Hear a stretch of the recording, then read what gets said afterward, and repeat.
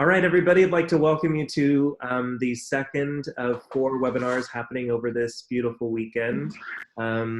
We are exploring Aries Ingress charts for 2020 across the world. So we started earlier today with Alicia Youssef and Rob Bailey in Australia. That was a fantastic conversation, and I see a lot of folks have actually joined us who were present for that as well. So thank you so much for coming in.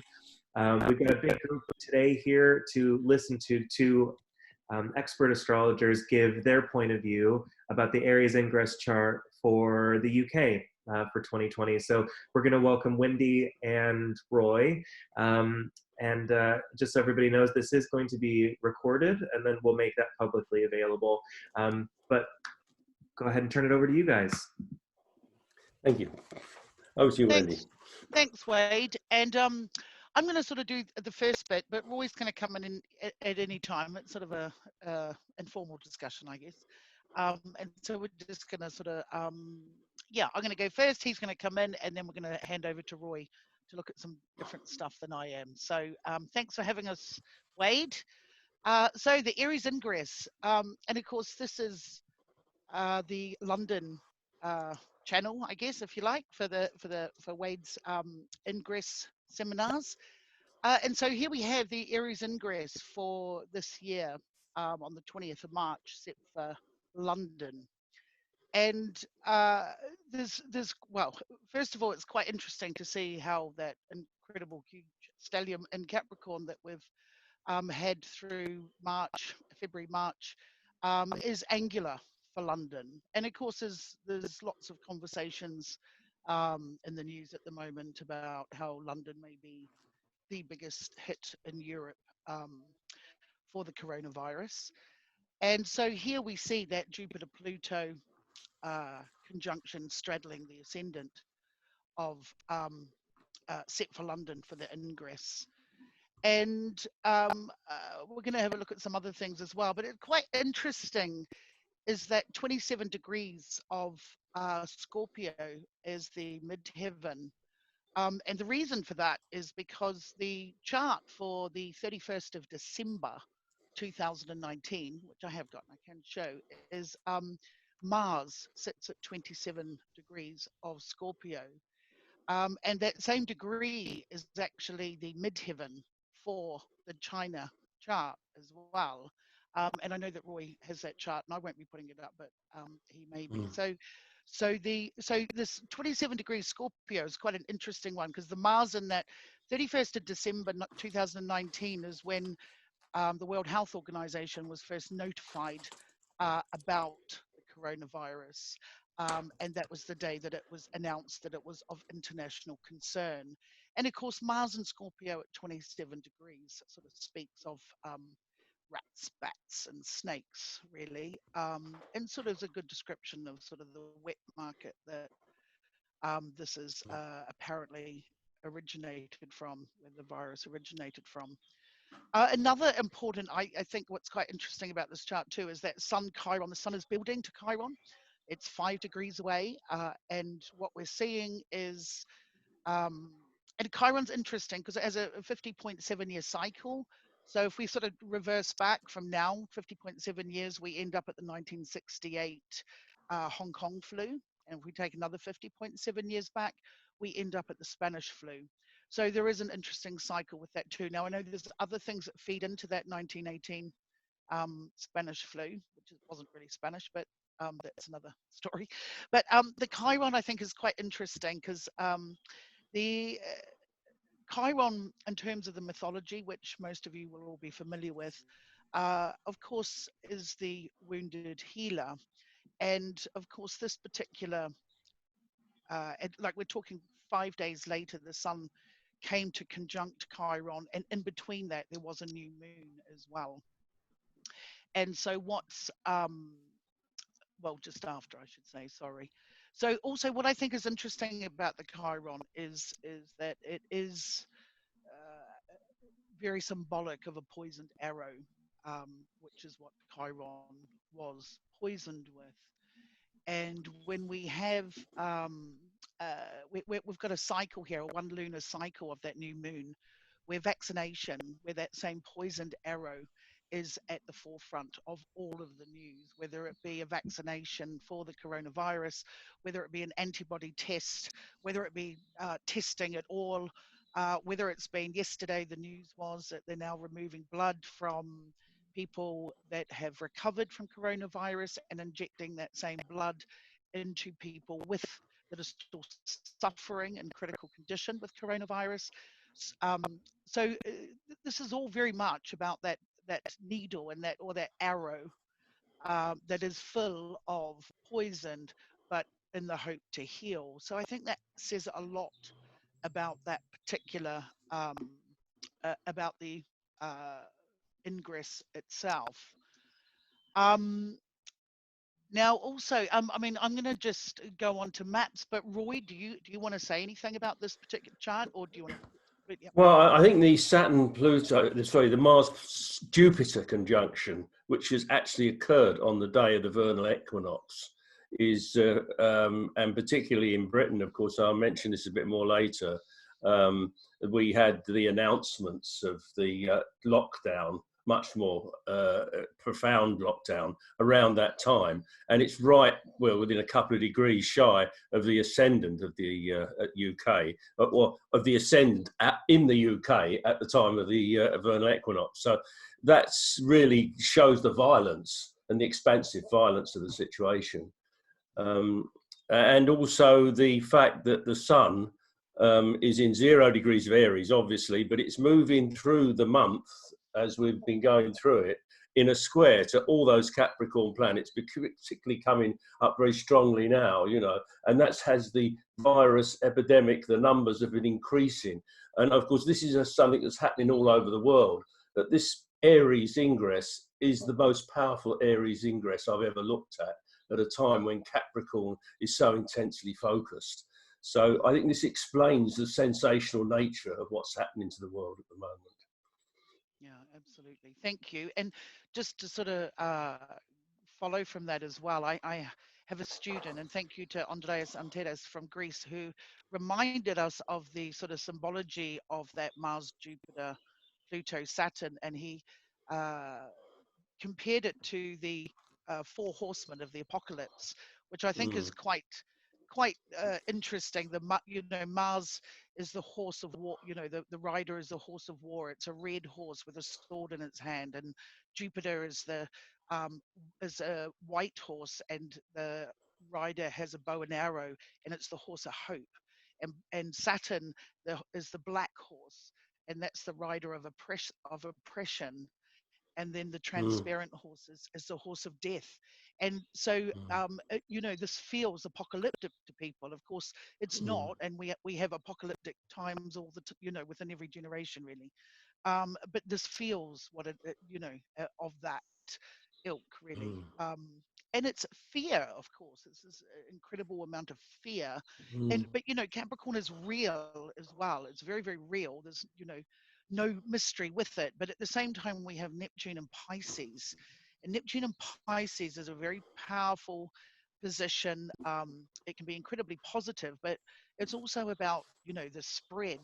It's also about, uh, yeah, it's about connecting everything. So it's ripe for a virus. It's the conditions are ripe for that about with suffering as well, Neptune, isn't it? It's the Pisces, suffering and is possible, suffering. Yeah, Wendy. Yeah, yeah. absolutely. The Mm, suffering, um, and yeah, and all those planets in Capricorn is about lockdown. It's about shutdown. It's about freezing the economy. It's about testing, which who is mm, mm, mm, keep saying. And this is a problem. There's not many places around the world. I believe South Korea and New Zealand are the only ones you can actually get a test if you want it.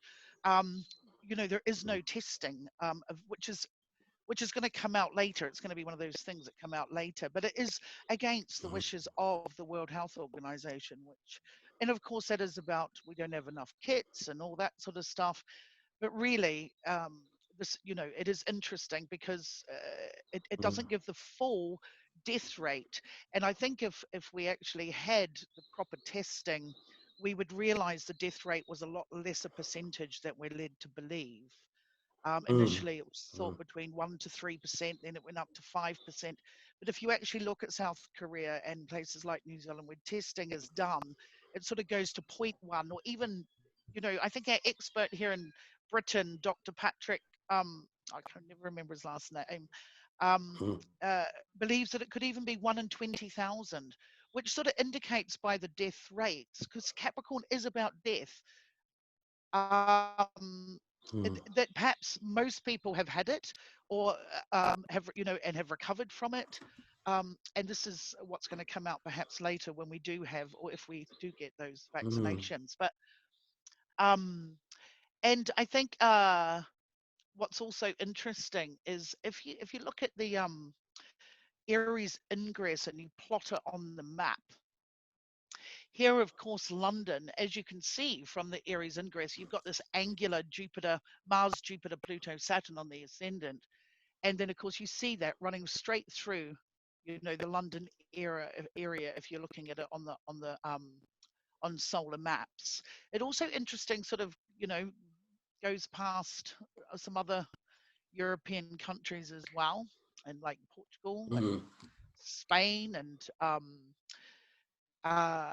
that sort of thing. So I think that, you know, because it's so angular on an eclipse on an ingress chart, picking up angular planets, where those angular planets are you going to see a lot more activity than you do in other places. I mean, in saying that, I do notice that Italy has moon on the ascendant there, but it doesn't have that stellium in Capricorn, which is what it's being said, isn't it? I think it was the radio yesterday. I think it was that they were saying it's very likely when all the figures are done that Britain is going to be the worst affected country in Europe. That we're going to surpass Italy and Spain possibly, because we're not counting people who died in old care homes and people's homes, and we're not counting people who died at home, and maybe we're not even recording coronavirus as the cause of death. And so it's very likely that Britain is the worst affected in Europe. And those lines you're showing us, Wendy, do tend to support that, I think. Yeah, and I think what's also interesting is Sweden, of course, who's taken a different view to lockdown compared to other countries. Have those lines running all through that country as well, which I think is quite interesting. And it's the worst. Sweden has got about twice as many per population infections as all the other Nordic countries. Iceland, right. Denmark, Norway. Sweden are worse affected. Right. So the two things fit together very well. And if we I'm honed in on this map purely because it's too hard to screenshot it, but I can share it on my screen if I need to. But I think what's also interesting is here, if you look at Wuhan here, now I've circled Wuhan. It's sort of a right angle between Hong Kong and Guangzhou and Shanghai here. So it's sort of a right angle to there for those who don't know where it is. Wow. And Wuhan, of course, for the eclipse, has Neptune on the midheaven. It also has the North Node on the ascendant, which I'm not really sure what that means, to be honest. But Neptune on the midheaven, I think, says a lot in terms of wet market again, that sort of Mars and Scorpio, backed up by the Neptune on the midheaven.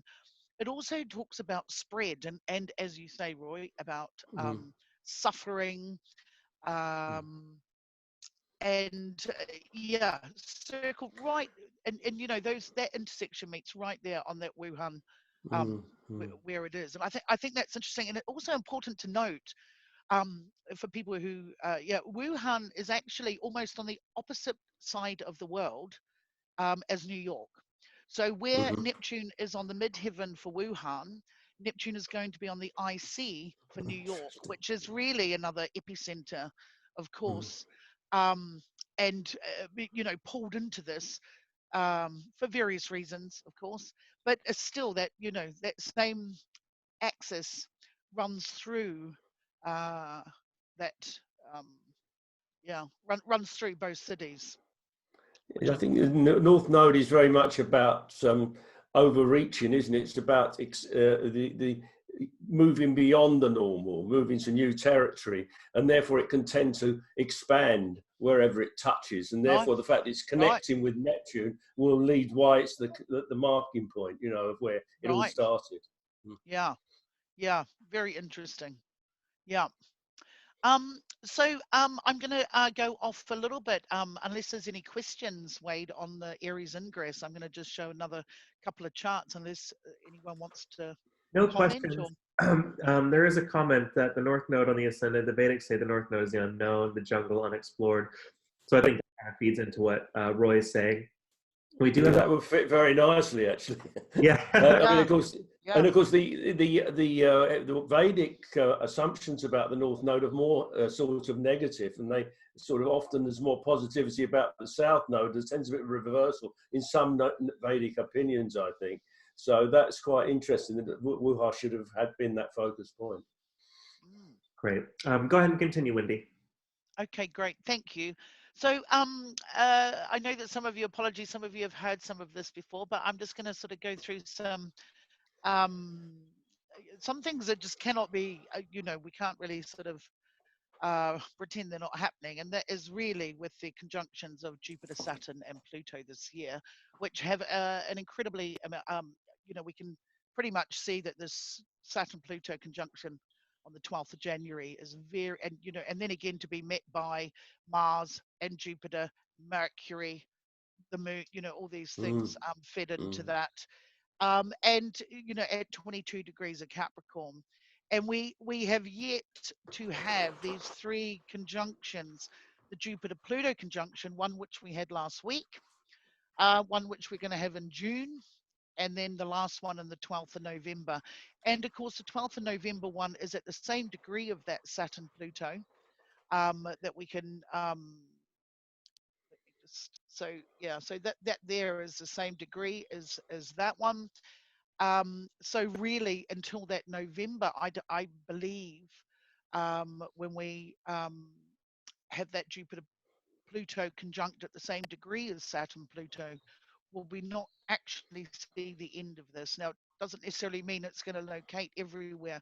It may relocate, for example, to the southern hemisphere, and or it may change or mutate before then. So and also what I wanted to, I was going to put the UK and charts up, Roy, but I'll come back to that in a second if you like.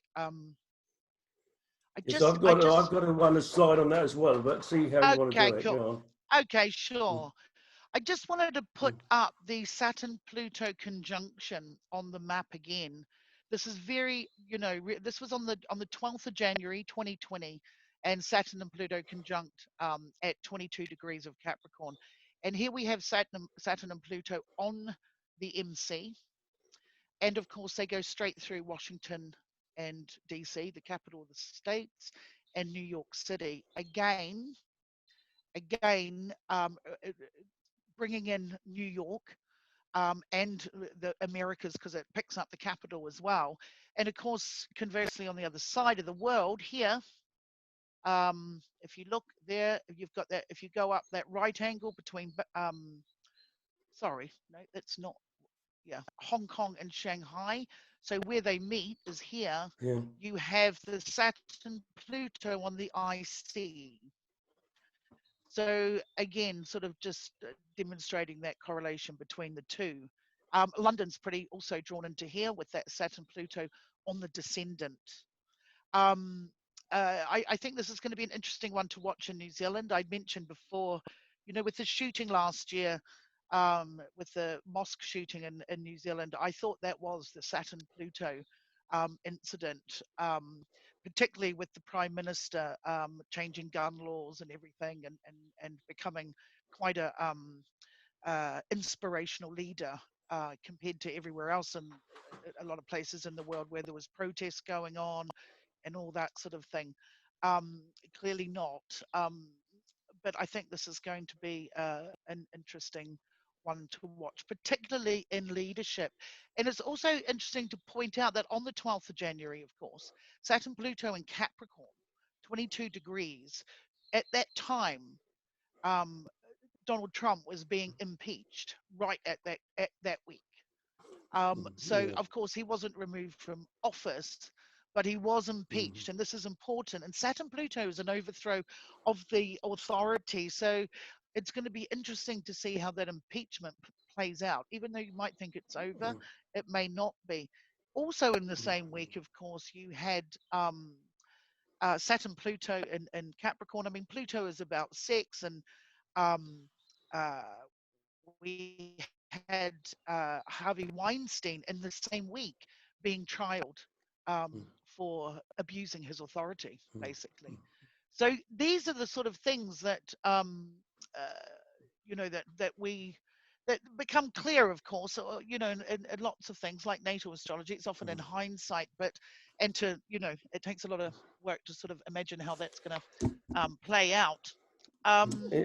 Wendy, I just Yeah. make a little point about New Zealand. Of course, we can see the positive side of Saturn in the present situation, because New Zealand has got the least deaths, I think, in the world virtually per head of population. It's something like one death per million or something. Yeah, 1 death per million or something like that, because very rigid restrictions have been placed on the people right from the beginning, as well as restrictions on people coming into the country. And that is a positive one. It's certainly, from their point of view, a positive use of Saturn in restricting to gain benefits. Yeah. I just want to throw in a comment that came from the chat here about, if we're taking a look at government responses, that Neptune at the top on the MC maybe having something to say in China, having something to say about the Chinese government response in sharing information related to the virus. Yeah, I noticed that when it came through, Wade, and yeah, it's absolutely right. I mean, Neptune is about many things, and it's about deception, it's about sensitivity, it's about what Wendy was saying, and it was also about the fact that there's a conspiracy in China, which there might not be. I mean, this is the whole point about Neptune. You can never put your finger on it completely. It may be that the Chinese government are up to no good, and it may be that they're not up to no good, but we think they're up to no good. You know? Exactly. It's a very situation, Neptune. Yeah, exactly. And we may never know. You know, there's always, whenever there's Neptune on that MCIC axis, which I think was Princess Diana's car crash. It was when the Venezuelan plane went, the Malaysian Airlines went down. When the Neptune is on the IC or the MC, you never really get to the truth of it. So that's quite possible. And there's also something else I think is interesting with the Saturn-Pluto conjunction. It was also conjunct the Sun and Mercury. And Mercury, of course, rules the lungs, and the Sun is not just the heart, but it is also sort of the vitality and the complete immune system. So it's quite interesting that the respiratory and the immune system are what is a very strong focus here. And of course, also coming back to that ingress chart with the Sun conjunct Chiron, with that new moon that happened, the Sun in mundane astrology, of course, is leaders. And on the day that the Sun in Aries conjoined Chiron, was the day that the king in waiting in Britain became infected. So Prince Charles, king in waiting, became infected, and then a couple of days later, Boris Johnson, the leader of the country, did as well. Which is really interesting. And this cycle is not quite finished. That lunar cycle will not end until next week. And so there is still, and what that does, I think it's quite important when leaders and kings or kings in waiting or whatever become infected of that sort. It's not just it does a lot for society in terms of increasing anxiety. It's very overwhelming, not just because they're reminded that these people are normal, but it's actually that we are without leadership. And I think that's very, quite, it feels destabilizing for some who have a lot of faith in the, in the governing body. So I think that's, there's perhaps more to be said on that. I just want to put this chart up just to sort of, I don't want to spend too much time on it, but just to really talk about the date of when the World Health Organization was notified. Graham Ibel was fortunate enough to have an email that the time, which is 11:03 a.m. set for Wuhan. You could set it for Beijing too, perhaps, because it was from Wuhan to Beijing, where the World Health Organization is located. And so, not that this chart says much, except for that Neptune is angular. This, that is the most, signature to spread without borders at all. But this Mars up here at 27 degrees of Scorpio very much talks about that sits on the MC of the China chart, the China Communist 2 chart, I think it is, and which you're using as well, Roy, in which I have students from China that use this chart, and also sits on the midheaven of the ingress in Aries on the 20th of March, set for London. It's an impertinent degree, and it's so it's probably all I really want to say about that. But I also just want to put up this chart here, which is the chart for the solar eclipse on the 26th of December, which is just a few days before this was becoming notified. This is set for Wuhan, for the eclipse, which I know a lot of people are talking about, which is, and it's quite fascinating when you think about this massive lineup in Capricorn and the ninth house, and it's spreading, and I think, and Graham Ibel also was saying that it's quite interesting because this Mars is interesting to watch from this eclipse chart, and he's tracking as it goes through these planets and every time they reach one, and as it keeps going. So he thinks it's going to be quite interesting when it perhaps gets to that ascendant degree. And what else do I want to say about that? It's not, sorry, I'm just jumping in. Isn't that also, does Mars not station retrograde somewhere around that place too in Aries? Yes, it does. Yes, it does. Yeah. Well, it's thank 28 you. degrees, 28 degrees of Aries. It goes back to 14, 15 degrees of Aries. So right it ends up in November. Yeah, we're going to cover that right at the end of the talk. Yeah. So, really, just to finish off my part, I mean, we can talk about these later because we're going to have some discussion. But I just want to just talk about this eclipse that's going to be coming as well. This is set for Wuhan. But of course, again, we have this angular Jupiter, Saturn, Pluto on the IC, which is going to be on the MC of Washington, D.C. and New York City. This is important. And I know that, Roy, you've got a lot, you're going to say something about this eclipse, or yeah, I haven't actually got the, say what you want to say first, Karen. No, well, you made a really valid point about this eclipse being at 0 degrees of Cancer. I mean, a lot of people think this is quite, it's going to be an interesting one because Saturn is at 0 Aquarius. I mean, there's also, for the last few months, we've had no air, we've had no fire, no one can, we can't breathe. And it's all been, we've had a massive stellium in Neptune last month and a stellium in Capricorn, and it's been really, really gluggy. And, now planets have moved into air, things can get generating, concepts, ideas, how do we deal with this? And people get creative as well, making the most of their lockdown, that sort of thing. But this eclipse, it's going to come in a couple of months' time, does sort of indicate still a bit of a lockdown here with that 0 degrees Cancer. I think it's, and perhaps not so difficult with it being in that sign, but I think more, I'm more concerned really is, about this angular stellium here. Here's a couple of points about this, Wendy. One is the actual eclipse path. I haven't actually got that diagram handy. I could put it up if you want me to. But the first one, the 26th of December last year, went through Indonesia. and we had Yeah. a lot of these earthquakes, and then the crowd was down into Australia, and that. But it also went up to China. The one that you're looking at now is going through Hong Kong and right the way through central China into Mount Kailash in Tibet. And so there's this area between the two eclipse total paths, which is really focused on Southeast Asia, which is where all this negativity is coming from initially, even though it's affecting us more widely in the Western America than it seems to be doing over there. We should see what happens in the end. And the second point, which is very interesting, was the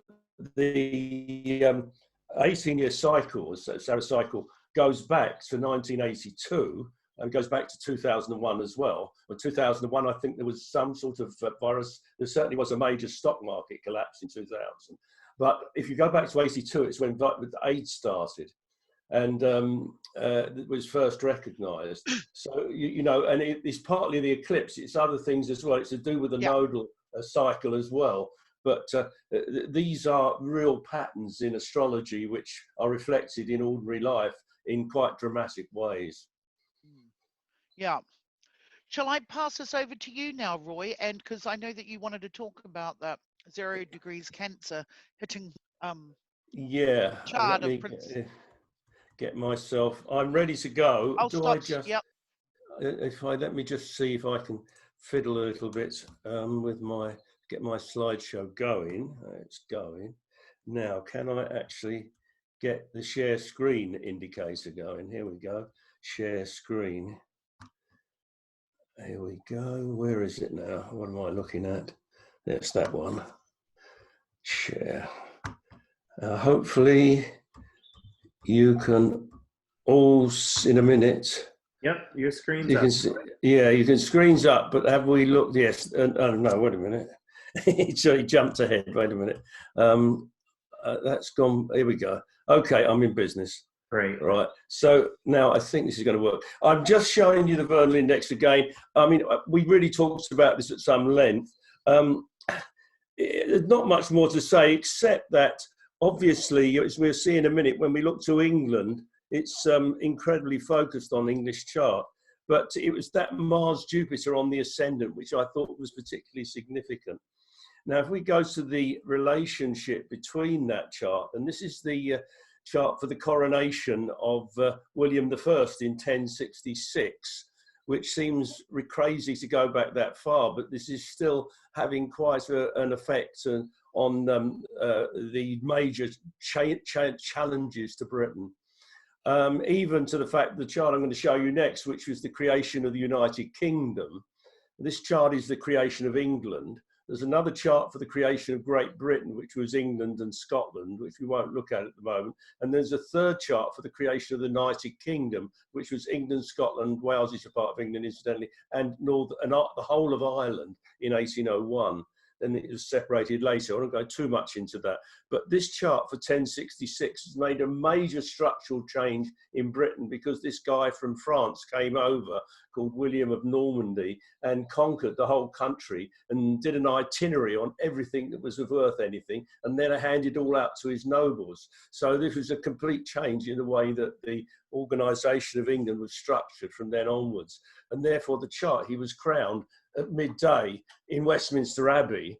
And so we know exactly what the chart is that founded the England in those days. And you can see that all that Capricorn energy has been moving across the midheaven of Britain. A lot of it is past. A lot of it is to do with the dispute over Brexit and Britain's determination to go it alone and all that sort of stuff. But you've still got this Mars, Jupiter, in an exact square to the ascendant of the of that chart. As you can see, 2217 against 46 by the time it becomes exact later on the day of the equinox. You've also got more planets going across to hit the Venus and the Mars as well, and that's you know, it's quite a challenging time. And let's just look at some other prints here.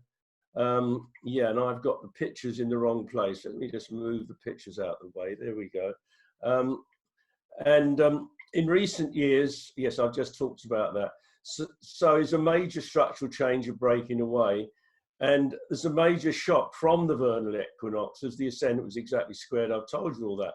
But the one I wanted to mention was that the transit in Neptune is opposed to the Virgo stellium in the 6th house. There's a 6th house Virgo there, and the Neptune is opposed to it and has been opposed to it. It's building up. It's coming to 18 degrees 50 compared to 20 degrees and 26 for Chiron on the nodal axis. It's just got past Saturn. And at the moment, while the bad news has been coming in Britain through April, late March and April, Mercury has been moving across in opposition to this. So this is another indication of sickness in a national chart. And this is confirmed again when we look at the chart for 1801, which is the foundation of the United Kingdom, and very much to do with the health of the nations. I say it may have the most deaths in Europe. And there are two rulers for the 6th house, if we're going to play the modern and the traditional game, which I love to do. That is the house, of course, of sickness and employment. And Neptune is in the 2nd house. That's the first ruler, squared to Venus in the natal chart, which is being opposed by the transitive Venus. So we get the T-square of the transitive Venus, again on the vernal equinox, the outside planets are the points of the vernal equinox. So you've got a T-square on that day. And then you've got Jupiter, which is the other ruler of Pisces, in the 10th house, about to be opposed by transit in Saturn. And this is much more long-term. At the end of this, well, now it's coming up this, as Saturn moves into Aquarius, it will apply to oppose Jupiter just about before it retrogrades back into Capricorn later in the year. And then, of course, when you get to Saturn, will go back into Capricorn, then come forward again as Jupiter does a bit of long retrograde and then comes forward again. And we will get the conjunction of Jupiter and Saturn on the winter solstice, the 21st of December this year, in opposition to Jupiter. So this suggests that Britain is going to be going through major difficult structural changes right through the year. Right. And of course, the rest of the Capricorn stellium is working its way through the 4th house around here and leading to another restructuring of the foundations of the country. I mean, I think this is true of many countries in the world. The British government has given out billions and billions, hundreds of billions of pounds, and the economy is likely to collapse by 30%. Now, there's all sorts of negative potentials. It's happening all over the world, but it's happening in England. And the structure of the country would never be the same again. People are just not coming to terms with the implications of how big this is going to be. Now, I know our remit is to look at Britain, but I thought we might want to look at Can I just say something about United that? States as well. Yes, carry on. I was also just going to say, quite a positive though is the day that Neptune. Sorry, Roy, that chart you just had on before. Oh, this is the one. Was it 1801 chart? Yeah. That is. I just went back to it as soon as you started speaking. I dropped you back there, so you're on it. I think. It hasn't come right? up yet. I've got the Sibley up here. Oh no! Oh, the Sibley. Oh no! Here we are. This is the American I've got the chart USA. you wanted to. Yeah, sorry. Can I have the 1801? Sorry, I was just going to say something about the. There's the 1801. Yeah. No, it's still Can you the see US. 1801 now? No, I've still got the US. Oh, how's that happening? Yeah, there you go. There we go. There we go. So Do you want that? yeah. What are you looking at now? Okay, go on. Yeah, You do it. I'm looking at the 1801. Yep. So just to also say that Neptune in Pisces is in the 6th house of. Now it's flicked back again, Roy. I know. I'm trying to stop. There's something. I know what's going on. I'm trying to. There's a change. There's a setting. It's using the projection as a second screen. No, not stop sharing. Don't do that. There's a setting in PowerPoint that in PowerPoint. Yeah, I know what you mean. Yeah, it's happening, and I can't find the thing. Where is it now? Okay, it's okay. I'll wait till the end. I'll make the point at the end. It's okay. You go. You keep going. No, well, the trouble is what I'm seeing and what you're seeing is going to be slightly different if we're not careful. If I go backwards, okay. Let's let me just do it this way. That'd be easiest. So, can you see the US chart now? No, we're looking at Yes. your front page of the Uh, PowerPoint. yeah, I know. Well, let's just start from the current chart. Okay. What can you see now on the screen? The front What can you page of see? the US front page chart of or your the? No, I can see the Are front you? page. Yeah. Oh, it's just, Now we I see the know what's vernal. happening. Yeah, there's just a delay, Roy. So don't be too worried. You go No, for it. what the problem is there's a setting that if you can either have your screen and someone else's screen, or you can have both screens looking the same. I've got the setting that you're looking at Oh, I something see. different to what Right. I'm looking at, and Yeah. I'm trying to put that right. What can you see USA. now? USA chart now.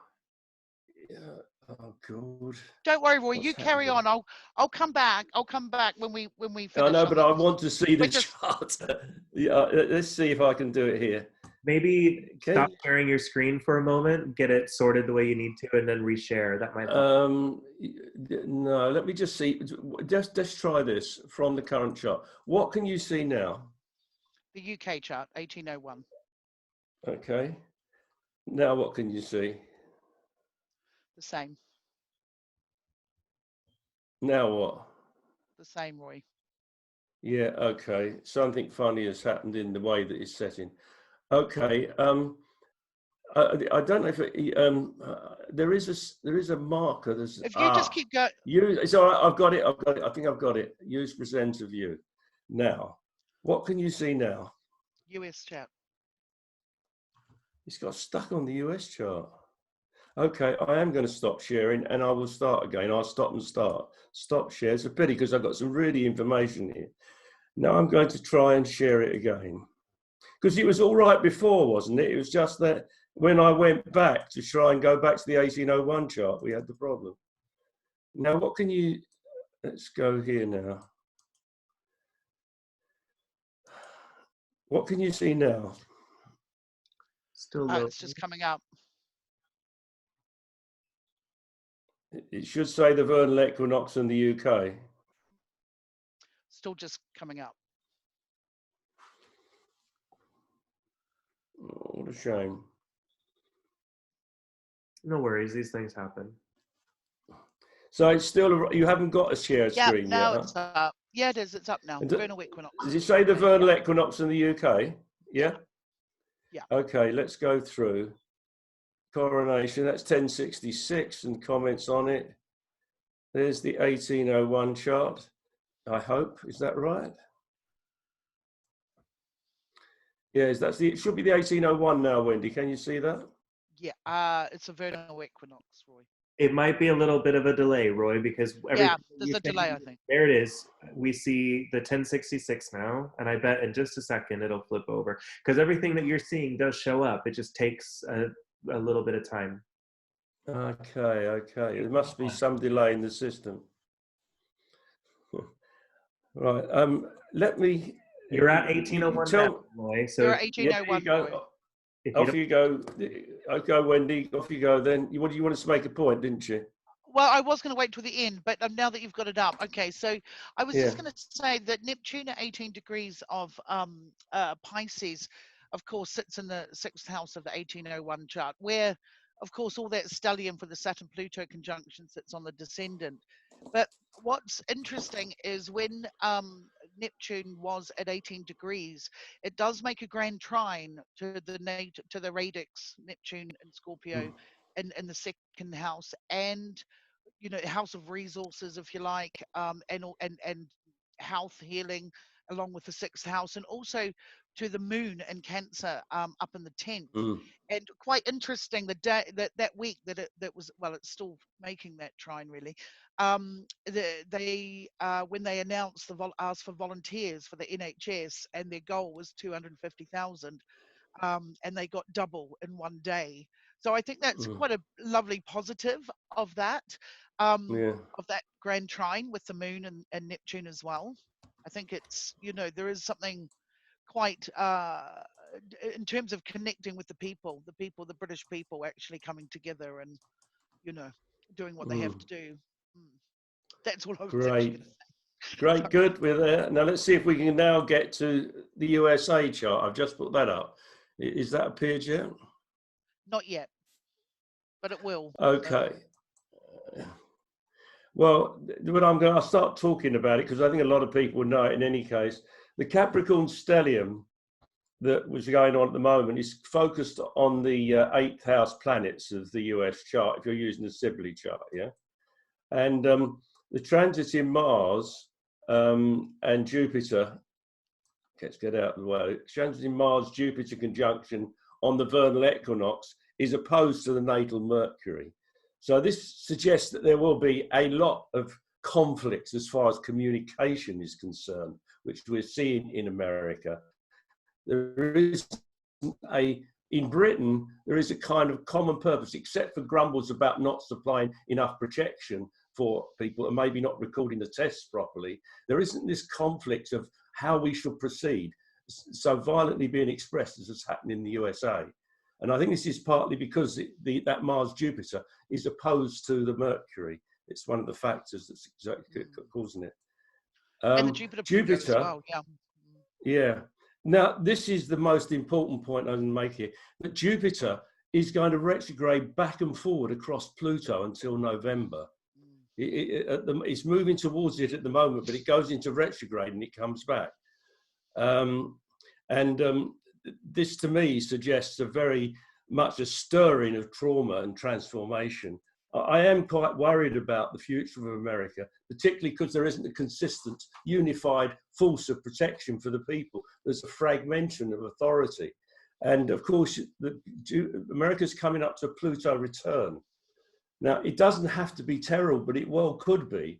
And I really do urge the American people to get their act together and join and work together and not against each other, because if this Pluto return coming, it could be a very, very unfortunate experience for America over the next couple of years if it doesn't face up to the challenge. I'm sorry to be a bit provocative there. I hope I'm not being, but I think it's the thing that needs to be said.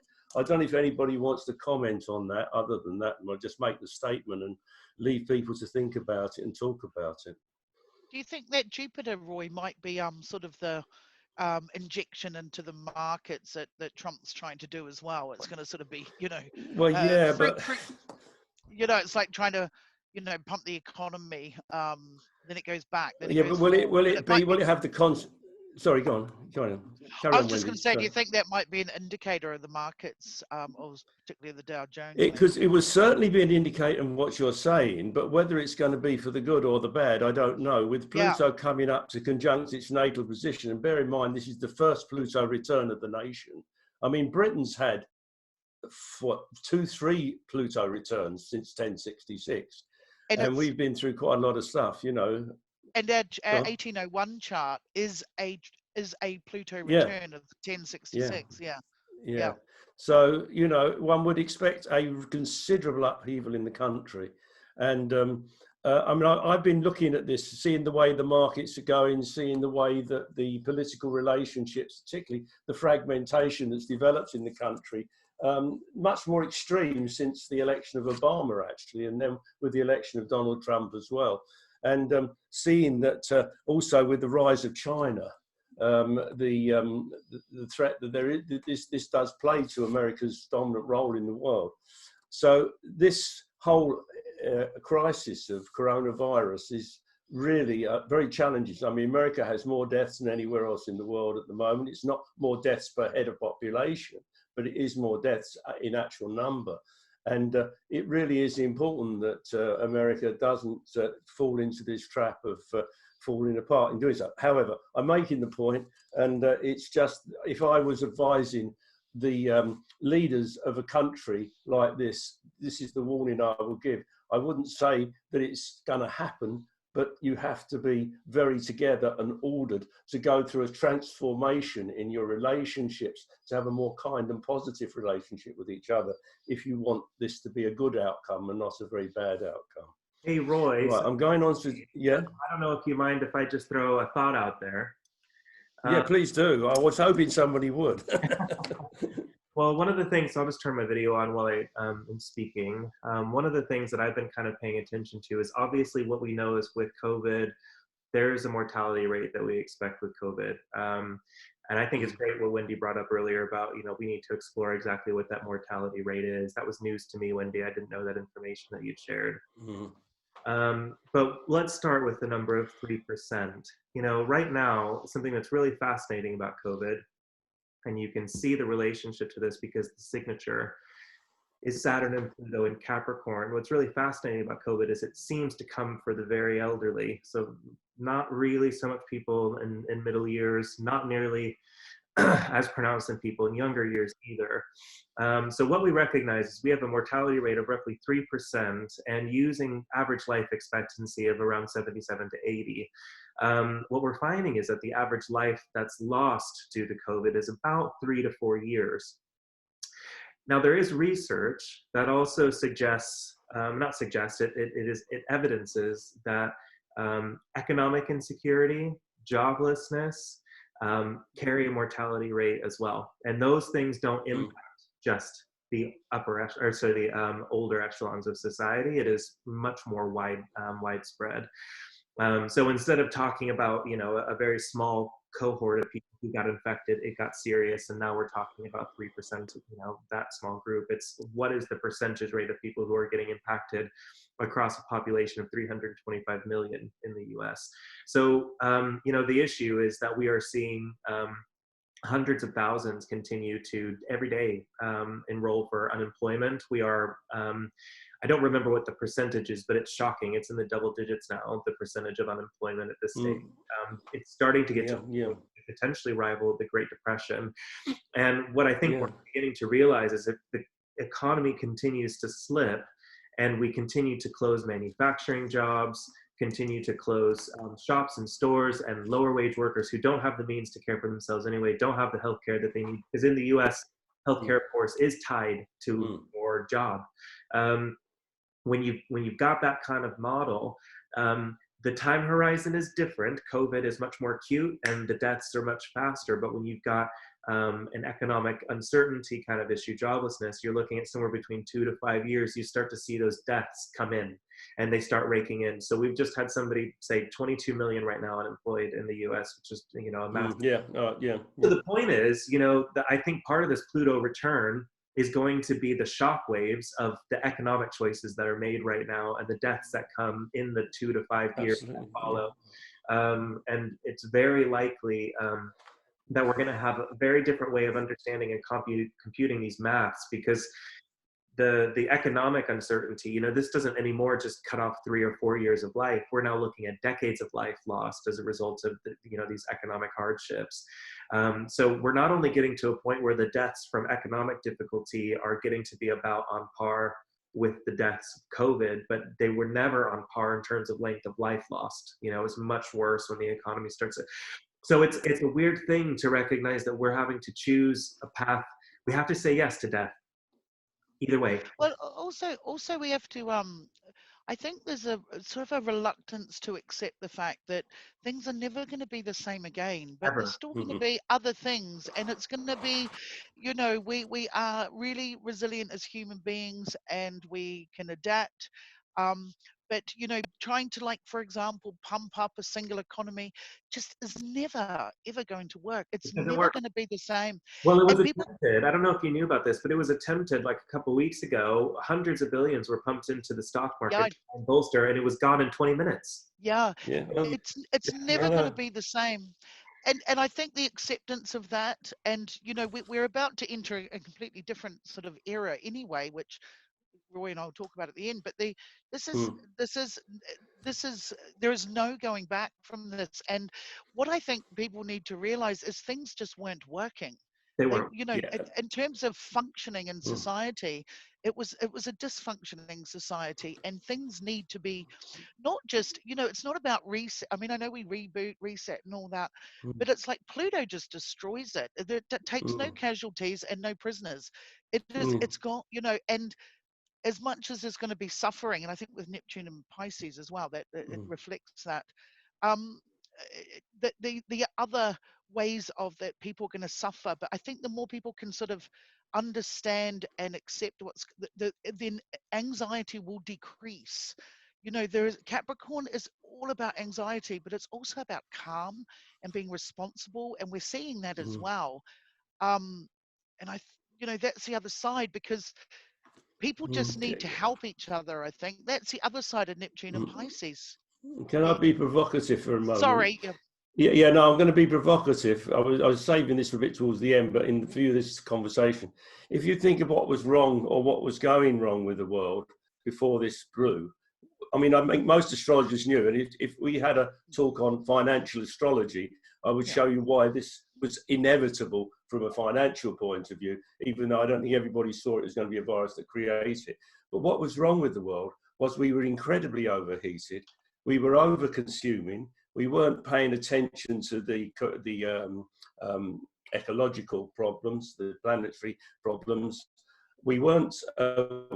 We were flying around all over the place. We were driving around all over the place. We were working much too hard. We were spending very little time with our families. Our children were being farmed off to other people to bring up. Old people were living longer and longer, and yet not very productive. This virus has corrected all of those things and forced us to think again about all of them in a way that nothing else could have done so. Now, if you weren't a human being, but an objective force looking down on the world, you might see the virus as a beneficial thing for the planet. Now, is that too horrible a thing to say? Well, it's the only thing I think that's I don't know about horrible, but maybe a touch controversial is that I just think there's also all those 4 planets in Capricorn are about grief. I mean, we lost a friend this week, and he has 2 small children that he raises on his own. And there is going to be a lot of grief, and that's going to have to be managed. Yeah, it ain't fair. It's sad. Well. It's horrible. No, I agree it is. with you, And with the elderly, I mean, there is a blessing that children are not infected. I mean, my God. I mean, if they were, it would have been, it would be horrendous. But isn't that symbolic, Wendy? Well, the no, fact that I mean, children aren't being affected, yeah? well, no, because I think that sort of plays into, because the other thing is too, is like we have an aging society which is not being looked after anyway. Where, we do not have a welfare system in any country. And China is probably the worst, and it's not, because of the one-child policy. One person is looking after 4 grandparents in terms of the welfare state that supply pensions and healthcare and housing. And so we have a problem. And now, of course, with the economy, all these elderly people have had their pensions wiped off the stock market, and the elderly are being hit, which is so not fair, because if it was a correction, then it sort of says this is okay, but I don't think it is okay that there is a target group. No, I'm not saying anything's okay. It's just beyond, it's beyond us. It's beyond me and you, or people or unpeople. It's what's happening to the planet. I was talking to a friend last night whose partner works in the ICU in one of the hospitals here in London, and she just said it's bizarre. She's a nurse and she works in an ICU, and she said there's something about the genetic makeup that we do not know about. She said the fact that 4 men are dying in her on her unit, 4 to 1, 4 men to 1 woman.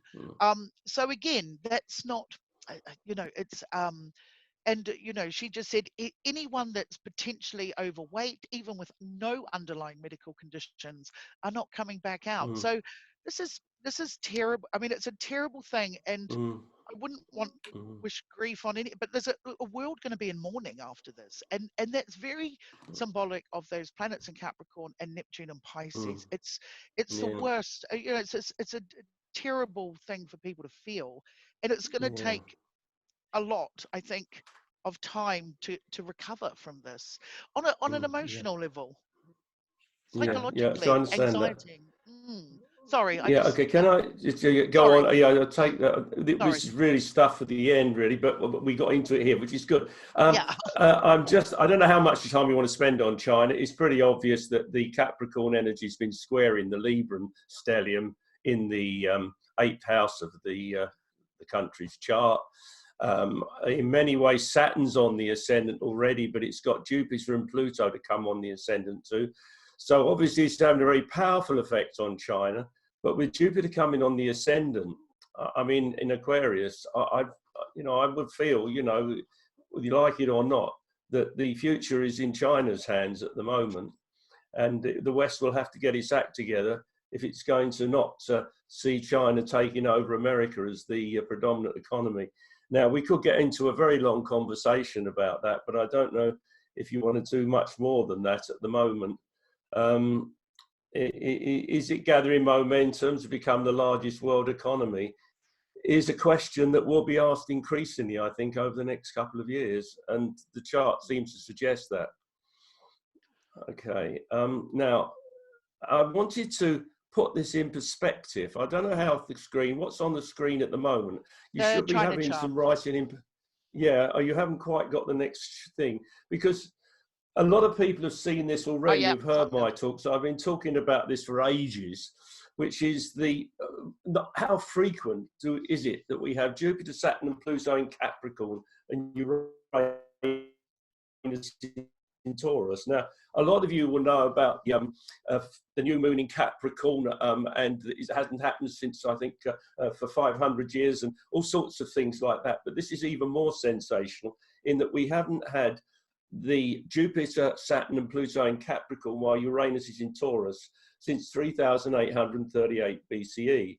Now, that was the beginning of the Bronze Age, which in many ways was the beginning of the use of metal after the Stone Age, which, if you think about it in a macro sense, the development of the use of metal and the development of the use of writing was the beginning of a whole phase of human civilized development that has brought us to this kind of very special situation where we have virtually the power to destroy the planet if we don't control ourselves. Humanity has the power to destroy the planet.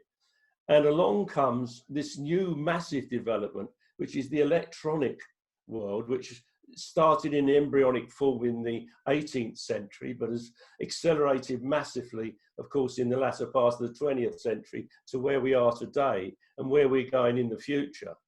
And with the Aquarian energy coming in, which we'll talk about in a minute, this is a sea change, which if you look back in a few thousand years' time would seem, I think, just as significant as the Bronze Age seems to us today.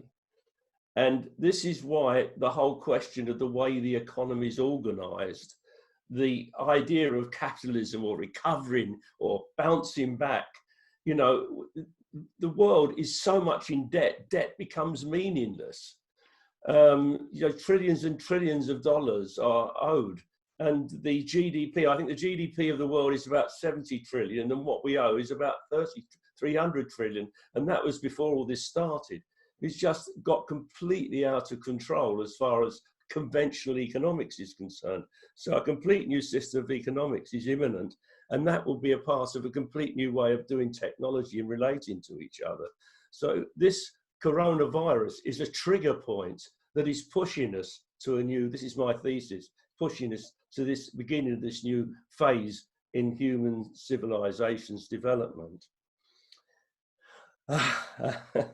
I don't know if you want to talk about that now or go on to the two most recent, I'm not going to go into this in any detail, but the two periods in Pluto in Capricorn were, of course, the periods where there was a reformation, the dissolution of the monasteries, and the development of the idea of the man being the center of his own universe, not the world being the the idea of the heliocentric system and Descartes and everything, and learning to travel around the world and knowing the world was round.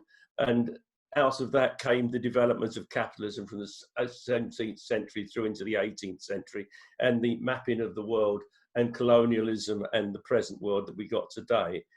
And now the British Office for Budget Responsibility is saying that Britain could face the worst recession in 300 years. And 300 years ago was the beginning of modern capitalism as we know it today. It was just after the South Sea bubble. People were just beginning to get into sort of trading in companies, limited companies and investment like that. And so we're saying, are we going to wipe the slate of modern capitalism as it is today clean into a new system, an advanced system? It's not about socialism, communism. It's about a new form of free enterprise that is fairer and more productive and more efficient. And is this one of the things that the coronavirus is going to push us into?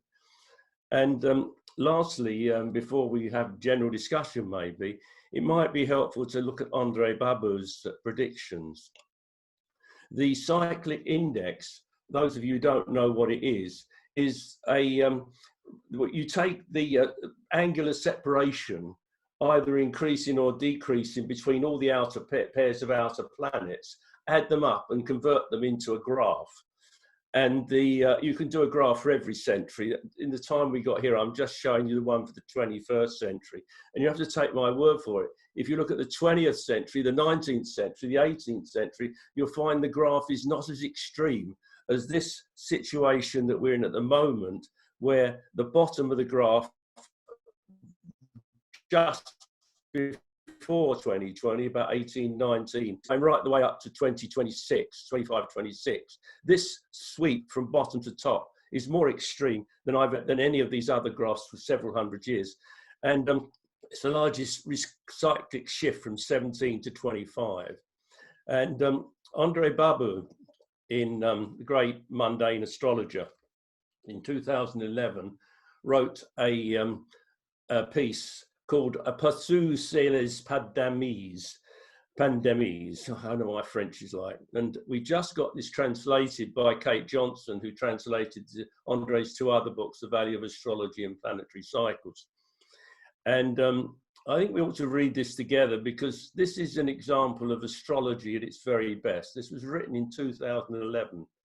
And this article, this good long article, goes right the way back to the 14th century. It traces all sorts of academics and the relationship between outer planetary positions and academics and pandemics. And he says, going back to pandemics and this is his summary, the conclusion he comes to, over the century just past, the four crises of 1918, 54, 68, and 82 stand out. The main two being, firstly, the infamous Spanish flu, which killed 25 million. And the last one, when AIDS took hold, was even more devastating. It's still deadly. And it may well be we are seriously threatened by a new pandemic in 2020-21, at the lowest point of the cyclic index for the whole of the 21st century, with a quintet of slow planets gathered within about 100 degrees, which includes Jupiter, Saturn, Pluto conjunction, that more particularly and even specifically lends itself to the stuff of this imbalance. However, this configuration can also transfer its dissonant core to the field of geophysical disasters, and in last place, it wouldn't spare the world of international business, because nature and society will be indiscriminately affected. Now, those who know Andre, and if you want to get a full article, the May edition was published today, actually, the Astrological Journal. Just go to the website there. But Andre predicted the death of Stalin. He predicted the fall of communism. He predicted the 2008 crash. And he's now giving us something from the grave. He died last year. And this is left as one of his legacies. And I wanted to not just show you that, but also mention something much more positive that he said in his book, The Planetary Cycles, Mundane Astrology, which we had translated, and it was published in 2016. And he says, with the great swing of the pendulum from the lowest to the highest point between 2018 and the peak of 2026 were here, conversely, there's a harmonic Saturn-Neptune conjunction, the central point of an encouraging direct double sextile to Uranus and Pluto, which are trying to each other. It will probably be, it will probably be a change for the better, when the headlines will be more agreeable and the civilization of our great new, our new mini great year at last becomes adult. Now, I think this is what we are triggering into now, growing up and becoming a more civilized society. Now, at that point, I wanted to bring us back to where we are now and look to the autumn and the summer and say, beware of a second wave. And at that point, I'm going to stop just talking at you. And Wendy, I don't know if you want to share something on the Mercury retrograde, which is a chart I've just put up, or anything else you want to say about what I've just said, or where we go from here. Well, I haven't really looked so much at the Mercury retrograde. So I just give you information that from the 9th of September until sometime in November, Mercury is retrograding from where you can see it is on this chart, which is, oh, how's it got down? I thought it was, no, not Mercury, sorry. It's Mars. Saturn. Are you talking about Saturn? Sorry, yeah, no, it's all right. There is a typo. It's not Mercury retrograde at all. That is not the chart of Mercury retrograde. It's the chart of the Mars retrograde. I made a typing mistake in setting up Oh, right, where the it's chart. stationary and Just ignore the word Mercury and substitute Mars, and then go to 28 degrees of Aries, and it goes back from 28 degrees of Aries to about 14 degrees of Aries between the 9th of September and the sometime in November. It's in a square through that time to the Jupiter-Saturn-Pluto conjunction, and in a T-square, if you like, or moving towards a T-square, because the Mercury, of course, is going forward. So I got my head all screwed up when I was doing this. The Mercury is going forward, so it will make a T-square to the Saturn and the multiple conjunction in Capricorn. So this is the autumn. This is what will happen if people get desperate. Well, we've got to get the economy going again. Let's forget about security. The economy is more important. It's a bit like what Wade was saying. It is the challenge we have as to what extent we can actually look after our physical and our economic welfare, and at the same time not create the pandemic. I mean, I often think about this pandemic, that if it was in 2018 and we had the kind of infrastructure in the world, which was absolute chaos after the massive world war, we might have had millions dead already all over the world. And it's the reason this hasn't happened is because we are so much in communication. Because we have so careful. So we've got to be very careful. Now, I mean, it may be that I'm over-sensationalizing this, and maybe this flu is nowhere near as bad. Sorry, this virus is nowhere near as bad. But it is something we have to be careful about. And this Mars retrograde is coming back to be across the very point that the sun was in, squaring the Capricorn energy at the time that we've just come through this last month. Mars is retracing itself back over the place where the sun was and the square to the Capricorn energy that we've just been through. So it could be a time of a second wave quite badly if we don't handle it properly. There's been a question for you, Roy, that actually there's a significant number of retrograde planets in this chart, and just you know, just any thoughts that you might have on that, really. I mean, even that Mercury that you've circled has got to be very close to a station. Yeah. It definitely does appear that there's going to be a pretty busy retrograde sky. Yeah, absolutely. Yeah, yeah, and I mean, it could be that we start getting better. You know, it doesn't have to be negative.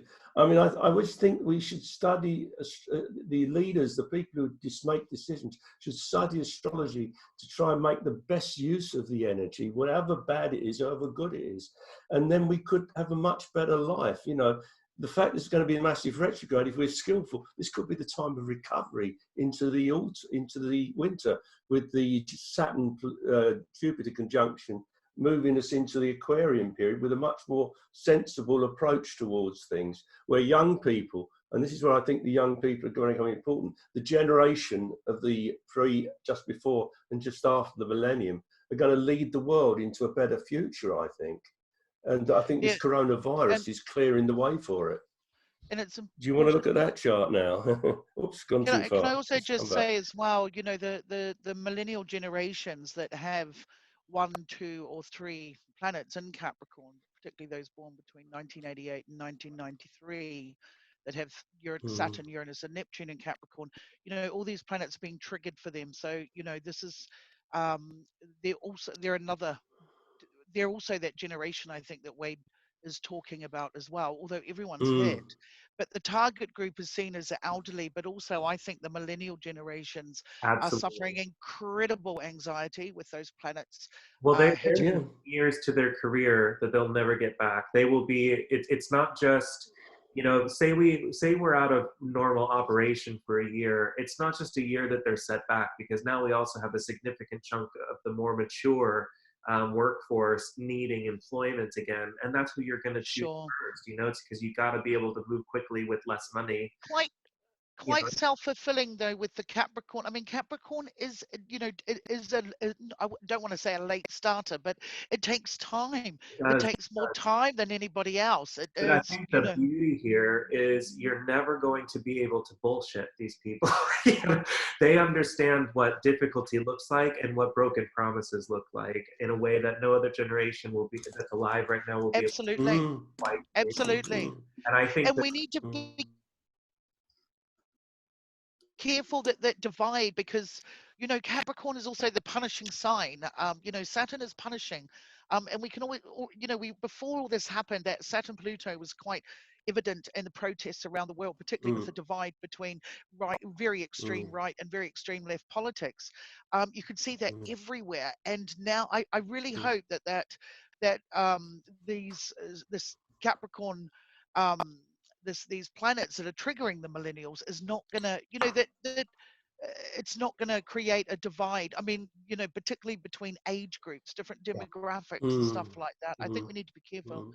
of that as well. Mm. yeah, And also, this is really important to say as well, is the elderly generation are very unique in that they are a very small generation in history that will experience Pluto opposition. We don't, I mean, Mm. because Pluto moves so slowly through, Virgo, Libra, and up to and then it sort of gets faster through Libra, Scorpio, Sag, Capricorn, all that. So this generation is a Pluto opposition generation. So it's quite interesting that it's going to be felt in that way around the world. Mm. well, life expectancy has never been this long. So unless we're adopting a policy that, there was alien life at Mm. some stage where people have much longer lifespans, this is the first generation to really experience this in this way. Yeah, yeah, Mm. Mm. exactly. It's But I think the younger people have developed incredible skills through. You see, there's an interesting situation. I mean, yeah, I have kids. My youngest son is just in his 30s now, but they've had this incredible opportunity to have fairly affluent upbringing and a lot of support from their parents because of the boom that happened in house prices that enabled a lot of older people that sort of in their 60s, 50s, 60s, 70s maybe, who are quite well off. And yet at the same time, the way the economy's been going, it's been taking away their future from them in that we've been spending today and getting in debt for tomorrow. If the economic situation, the way we do business carries on as it is, I don't see how we can carry on business as it no, is. And I'm and thinking back to the 1930s, when in the 1930s you had this incredible depression that went on for 4 or 5 years. And of course, then we had the war. Who knows what would have happened if we hadn't have had the Second World War. If we don't have a Third World War, which I hope we won't, and we may not, then we will get a completely new society, the society that grew out of World War II, where devastation was even worse than it is today at the end of that war. The society that grew out of that was very prosperous and successful for a long time. And there's no reason why a very different kind of society can't grow out of the present situation. It won't be going back to economics as usual. The whole idea, the major problem with the world at the moment is it's run by economists. Economists are in many ways the enemy of intelligent, decent social life, because they think it's more important to trade than it is to have good relationships. And we need good relationships. but And I that we hope that's what will come out of this. Sorry, I'm and preaching now. yeah, no, and I feel the same way, and I think it's you went back to when we're with the start of capitalism and the form that it is at the moment. And it's important, the last time Pluto was in Capricorn, and in the late 18th century, we had Mm, things like the invention of the spinning jenny, which enabled manufacturing, mass consumption, yeah. and that was Mm, followed very soon in 1842 with the uninterrupted sequence of conjunctions between Jupiter, Saturn in the Earth signs, which perpetuated that consumerism and greed and we have never lived through a society. I mean, we everything we do is based on a standard of living, which is completely gauged by how much we own, how much Yeah. we can get by our all the earth signs, what we do, what our income is, what we do in our work, what we aspire to have. And we're also penalized if we don't have them, things like pensions and insurances and things like that. And I think what's going to we can see that the ramping up, which your chart put on here, Roy, is perfect time, and that we're moving into an Aquarian Jupiter Saturn. We're moving into a new air phase, which is going to pole vault us into a completely new era.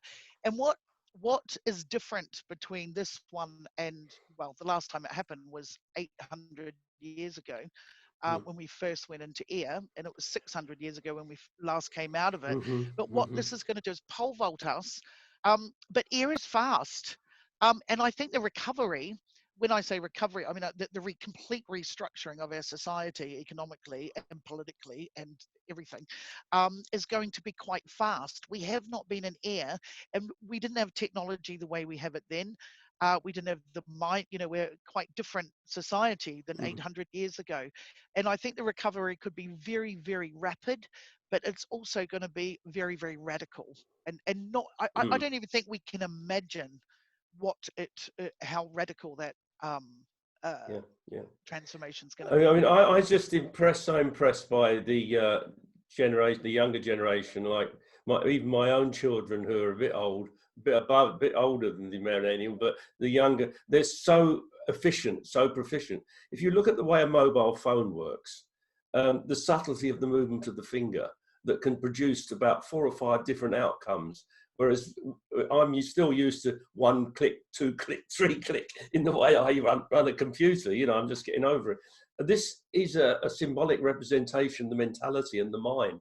I mean, the whole idea of old-fashioned economics and, there's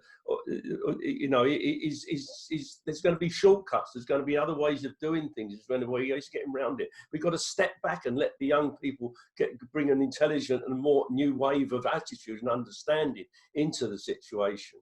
And as long as we don't let old crusty people control us absolutely with the new AI, but we allow the new AI to become fresh and regenerative, then we've got an amazing future ahead of us. And I think that's what Andre's talking about when he says you get to the top of the cycle, in the middle of the 20s, we may be looking at something much better than we're looking at as we look at the fag end of an old system that's worn out and needs regeneration. And this chart is really, if you like, a very first little switch moment, little glimmer moment of a new beginning.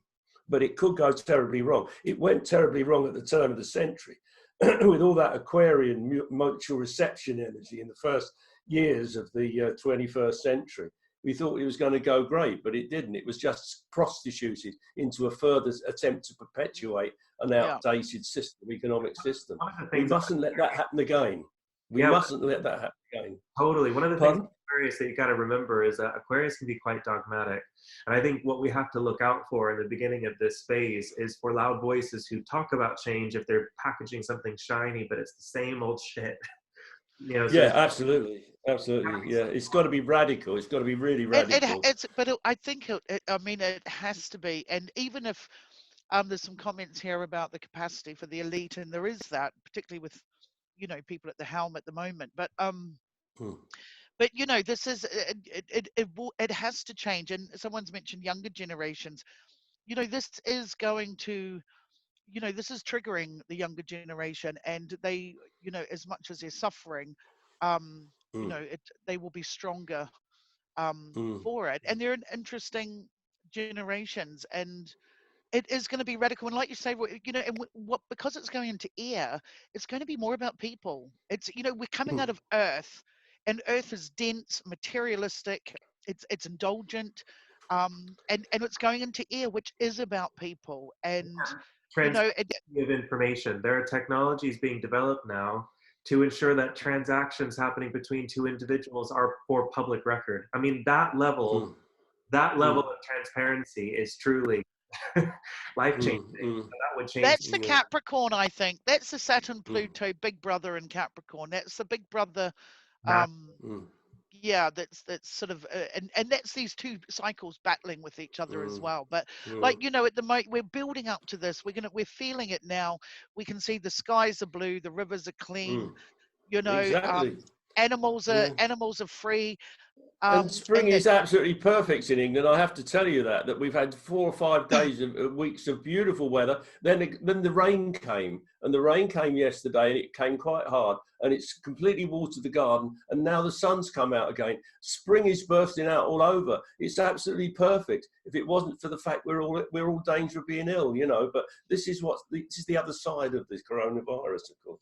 Yeah, but it's going to be an exciting time, but it is going to be quick. I mean, you know, we've been, you know, I've been bantering on about this Jupiter Saturn conjunction in Aquarius. And years ago, you know, people were saying, you know, to think that because it is going to be very fast, and you know, to banter on about children doing online learning, people go, that's never going to happen. Well, it's happened, and unfortunately, the means to bring this in is not what we thought. But there's no coming back from this.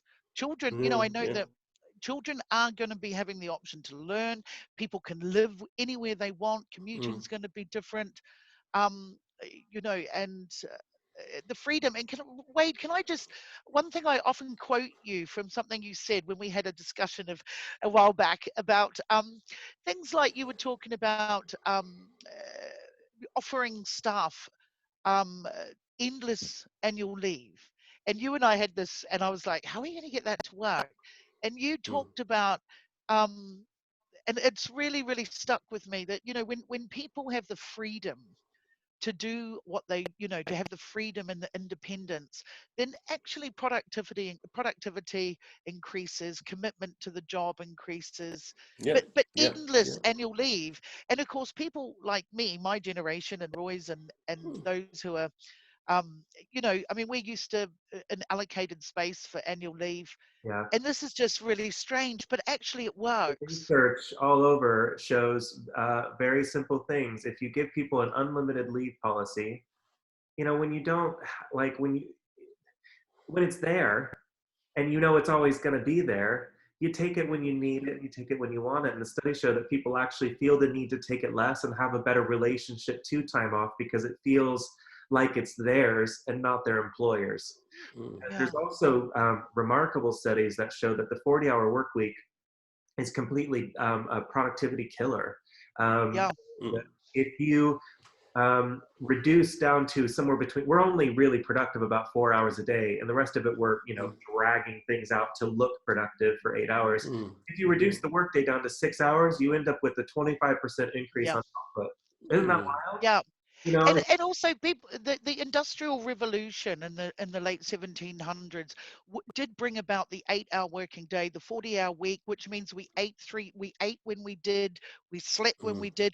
All this is about to change. It's when all you're going to change. producing physical assets, you know, we are now working in a world where the assets that we're working in, that we're trading in, that we're discussing are thoughts, ideas, digital information. You can actually program things to work for you the way that they always have been. So there's a new social contract that we're currently in the process of negotiating, I think. Yeah, absolutely. Yeah, absolutely. And it's not going to, you know, there's no going back. And I do think the millennial generation, you know, well, they are going to be the managers of this. And you know, they've been, and I know that they've been sort of, it's funny because they do get a bad rap, you know, being called the snowflake generation. And you know, I've got kids who are millennials, and you know, they are to a certain extent spoilt, you know, and they haven't had to suffer in the way. But I do feel as well it's important, the millennial generations, you know, having all these planets in Capricorn, particularly 88 to 93, those born between those years. What's interesting is they've actually had to bring themselves up, and this isn't talked about enough. And I think much of their anxiety, and their heavily medicated generation, which is a crisis, I think, for them, a global crisis. And the reason they've had to bring themselves up is because of social media. You know, as a young parent, I didn't know how to police it. I didn't know how to monitor it. They were the first generations to go into it.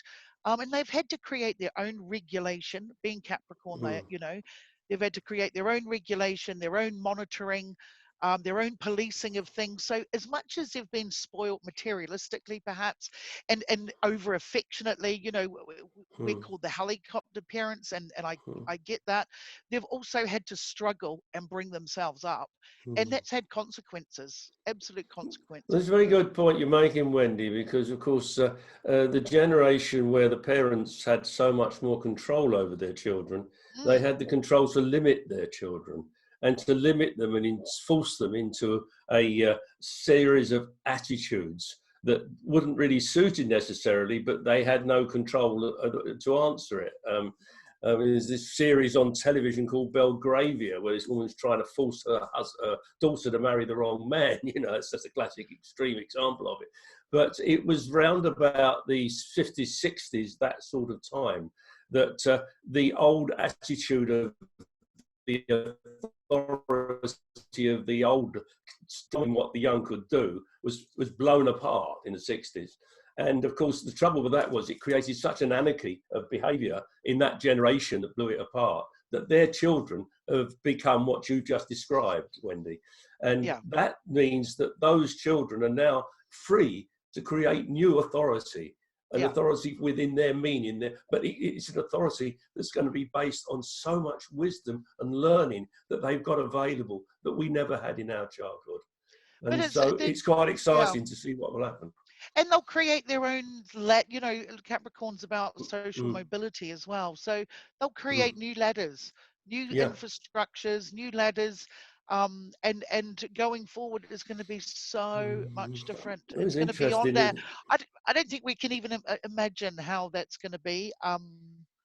You know, I'm hoping to get through to Uranus in Gemini and Neptune in Aries, and a big dose of Pluto establishing itself in Aquarius, and with four planets in Aquarius and my moon in Gemini, it's going to be an interesting time. Well, you're going to absolutely love it, and you're going to thrive, and it's going to be. No, but you're absolutely, and of course, you know, Pluto follows into Aquarius in 2023 and 2024, and it's only going to spearhead us into even more of that, you know, and I think, you know, the only really warning is you know, keep up. It's going to be you know, it's going to be fast. We haven't had this. Yeah, because of all this, this is why I want to emphasize this, don't assume that we can go back. This idea, we've got to quickly get the economy going again, or else it's all going to go wrong. It's going to be horrible. You know, it feels like that at the moment. But every time we push it too far, we're going to get more disease coming. There's got to be a bigger change than that. It's more fundamental, and assess what's happening in the world in terms of that reality. That would be my advice. I might be wrong. We'll see, but that would be my understanding of the situation. Yeah, I agree. Yeah. Perfect. So why don't we see if there's any questions in the chat? Nothing is at this stage. Let's see. I think just general conversation. Everyone feels quite content to speak with each other. You know, I think people are taking quite a bit out of this. But do we have any questions here that folks would like to discuss?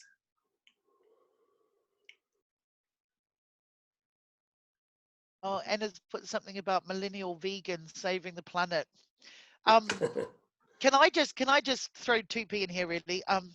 And that is in terms of vegans, of course, you know, the opposite sign to Capricorn is Cancer, the shadow sign of it. And of course, you know, we're all in lockdown in our homes with family, worried about food, you know, feeling this, feeling that, all these Cancerian things.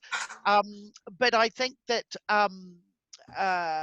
moving into Aquarius as well, we're going to be, this is all going to change. You know, people are going to, maybe due to this lockdown, people are going to, that Aquarian is going to, you know, people want to live with like-minded people, not necessarily blood relations. Aquarius doesn't, sorry, Wade and Roy, but Aquarians prefer animals usually than people. It's they're not really, you know, it's, well, you know, it's a funny thing, you know, I'm joking, I'm teasing, oh no, I definitely do. Yeah. There is a Alice Bailey hierarchical rulership of Aquarius is Moon, I think. And I mean, essentially, Aquarians love everyone in a very deep way, but don't feel they have to show it. Or Because they yeah, it's want for to the serve the people world, rather you know. than Yeah, individuals. Can I also yeah, just make a really mm, tiny point that the last yeah, time Jupiter Saturn went into Aquarius in 1224, Francis of Assisi was canonized. mm-hmm, And what is fascinating about that is, of course, every statue and painting of Francis of Assisi is with animals, mostly birds, which is mm, Aquarius, of course, Uranus. But what he, and he was a vegetarian because he felt that humans and animals were all, you know, we were all creatures of the planet, which you can feel this now. And there's a lot of Francis of Assisi things coming up in the world 800 years later. Even the Pope, the current Pope today, took the name of Francis mm, as the Pope because of his commitment to poverty, which I think is very relevant to what's happening mm, here. But also, Francis of Assisi talked to animals. He talked to animals, and I think the vegan movement, which one of my children are on that vegan movement, is very much not just about the whole Cancerian food police thing, but is tied up with our respect for the other creatures on this planet. And I think, you know, if we can do what Francis of Assisi did, and with the technology we have, and be able to talk to animals, we're not going to be able to eat them. And I think mm, that's a really, mm, you know, that going mm. forward, and it would make a massive difference to the evolution of human beings, I think. Yeah, and there's That's another level to this also that, you know, from a Buddhist perspective, it's not just animals, it's all sentient beings. And it's not just, and this is where the coronavirus comes in as well, but it's not just sentient beings, but the planet as a living organism as well. And the idea that the way that you're abusing the planet by completely remodeling it in some sort, it's temporary egocentric projection, is the cause of the suffering that's created by more and more people. It's this incredible sensitivity to everything you do that is going to make a wonderful new future. And if you look at the coronavirus, it's a way of guiding us out of this kind of, in a way, pit of insensitivity that the world has got itself into over the last few hundred years. Then that's another interesting lesson of the times. Well, and so the Saturn Pluto is going to just get rid of all that that's rotten, isn't it? You know. Hopefully. Yeah. Yes. Quite. Yeah. Yeah. Hopefully. Yeah. Yeah. Exactly. Mm. Well, listen, I just want to say thank you so much to both Wendy and to Roy. You guys have been absolutely fantastic. Do you have anything that you'd like to plug? I would like to. Can I just share my screen for a minute, Roy, if you don't Yeah, mind? go. No, no, yes. So, right, stop being shared. It's yours. I just want to two things I want to just say. Here is the journal that has just come out, that Roy and I, of course, Roy and I have worked together since 1999. So, and this is a journal that the Astrological Association has just put out, and I can see a couple of board members on here tonight, which is great. So this is the Earth in Lockdown, some articles on the astrology of COVID-19, and and and also that our conference, which is in June, is now going online. We have a very competitive price, 3 days with all these speakers, and I see Anna's on here tonight as well. And so do go on to the website, which is down here as well under this visit here. And I also just wanted to say something about the Mayo School. I've been doing a series of informal discussions on the coronavirus and astrology. So you can go on the website.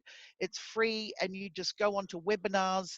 There's a load of free webinars there, but there's also there's another one to go. And if you want the recordings, I'm happy to provide them. So really, that's all I wanted to say. So thank you.